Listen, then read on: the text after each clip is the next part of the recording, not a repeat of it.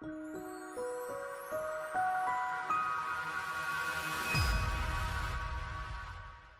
leverage is a commercial, profitable company that works. So when we talk about leverage, we're talking about a system. So a system is saving yourself time, energy and money. There's no point putting a system in if it doesn't have that objective in mind. And there's 9 steps to systemization. The first one is the vision. We were talking about vision at the beginning. You have to have a grand vision of where you want to be in your company, what it looks like when it's finished. The second one is your mission statement. How are you going to get there? How are you going to get to your vision? The third one is your culture statement. So these are the sort of values of your company.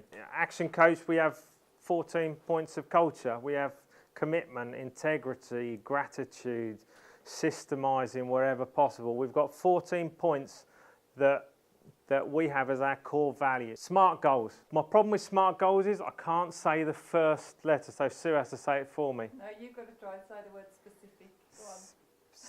Specific. Specific. That's it.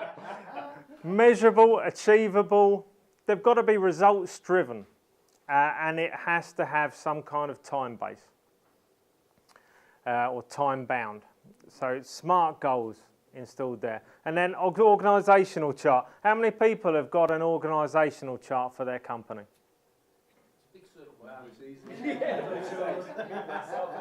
You say that, but when you look at an organisational chart, okay?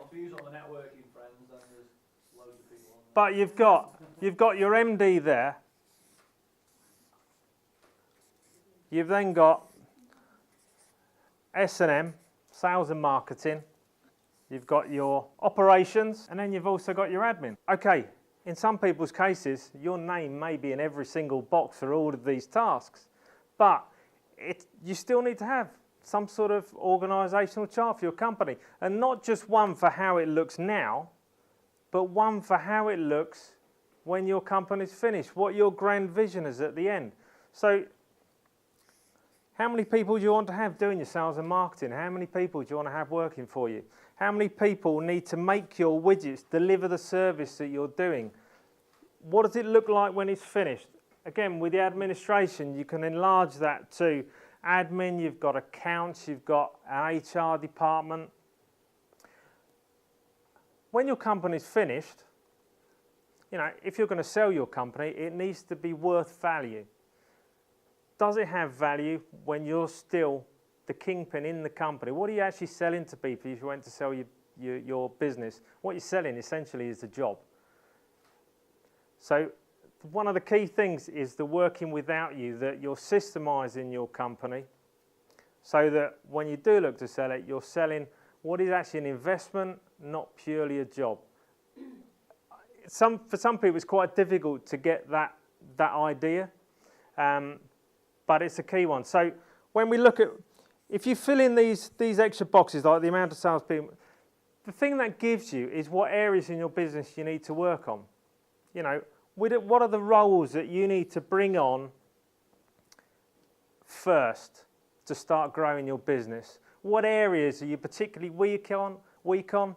What areas is the investment cost not huge compared to the value you get from it? You know, like we were saying before, administration-wise, you know, you can outsource, you could bring somebody in to do a few days. How much value does that add? How much more can you do with that time?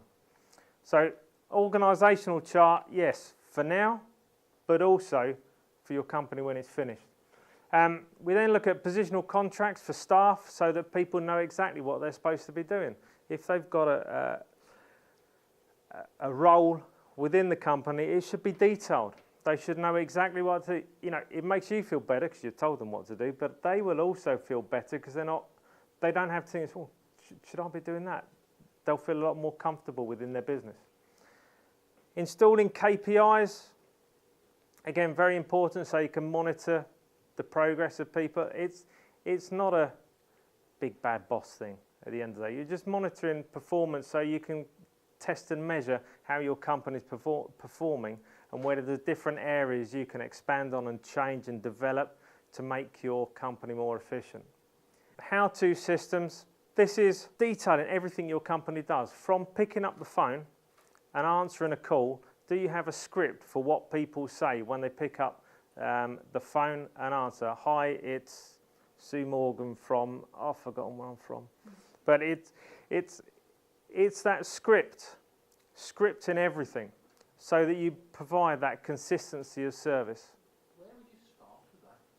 This is one thing that does scare me, is that at some point we'll be giving obviously salespeople on, account managers, etc. Trying to get what's in here onto paper.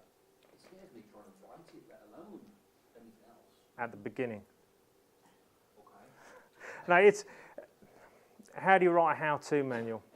It's a lot of work. Don't get me wrong, it's a lot of work. But start off with your key headings. Start breaking things down. If you think of it as one big whole, yeah, God, that's scary.